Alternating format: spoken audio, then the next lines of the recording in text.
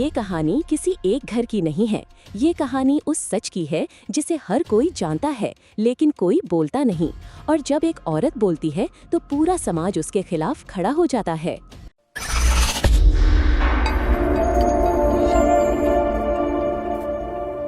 लखनऊ की सड़कों पर एक लड़का बुरी तरह पीटा जा रहा है। नाम है अरुण। लेकिन सबसे बड़ा ट्विस्ट ये नहीं है कि उसे मारा जा रहा है, बल्कि ये है कि उसे बचाने आती है एक औरत, उसकी भाभी कमलेश। वो उन लड़कों को पीटती है जैसे उसे सच पता हो, जैसे उसका अरुण कभी गलत हो ही नहीं सकता। लेकिन यहीं से कहानी एक खतरनाक मोड़ लेती है। कुछ साल बाद अरुण की शादी की बात चलती है। लड़की है पूजा, पढ़ी लिखी, समझदार और पहली नजर में परफेक्ट बहू। लेकिन कमलेश को उसमें कुछ अजीब लगता है, कुछ ऐसा जो शब्दों में नहीं आता। फिर अचानक एक रैली, LGBTQ के नारे और भीड़ में खड़ी पूजा।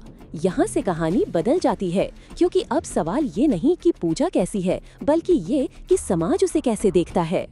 एंगेजमेंट से शुरू होता है असली खेल। कमलेश रिश्ता तोड़ देती है क्योंकि उसे आदर्श बहू चाहिए, लेकिन पूजा की एक सच्चाई सब कुछ बदल देती है। मैं उन लोगों के लिए आवाज उठाती हूँ जो खुद नहीं उठा पाते। और कमलेश, जो अभी तक गलत को सही समझ रही थी, पहली बार सोचने लगती है। शादी हो जाती है, ढोल नगाड़े खुशियाँ, लेकिन पहली रात ही खुशियाँ खत्म।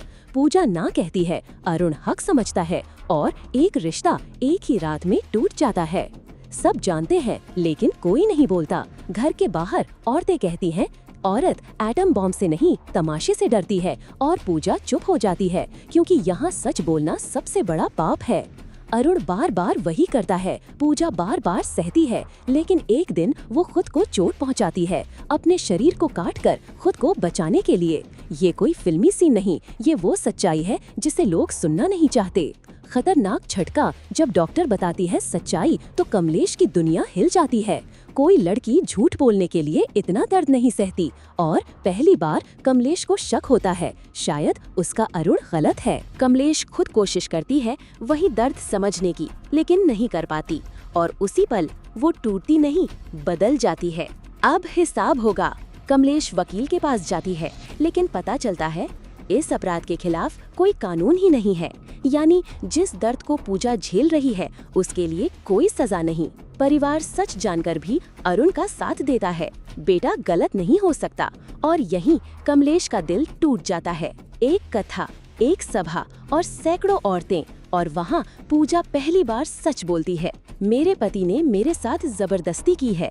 सन्नाटा, लेकिन कमलेश रुकती नहीं। वो औरत जाए जिसे कभी किसी ने छुआ ना हो, और कोई भी नहीं जाता क्योंकि सच सबके साथ हुआ है। अरुण हाथ उठाता है, लेकिन इस बार थप्पड़ उसे पड़ता है। कमलेश कहती है, कानून नहीं बना तो क्या हुआ, आज इस घर में इंसाफ होगा। अरुण माफी मांगता है, लेकिन पूजा कहती है, माफी नहीं, कानून चाहिए। जिस दिन कानून बनेगा मैं खुद तुम्हें जेल ले जाऊंगी। ये कहानी खत्म नहीं हुई, ये तो बस शुरुआत है, क्योंकि हर घर में एक पूजा है जो चुप है, और हर घर में एक कमलेश बन सकती है अगर वो डरना छोड़ दे। ये सिर्फ एक सीरीज नहीं थी, ये आईना था जिसमें हम सब दिख रहे हैं।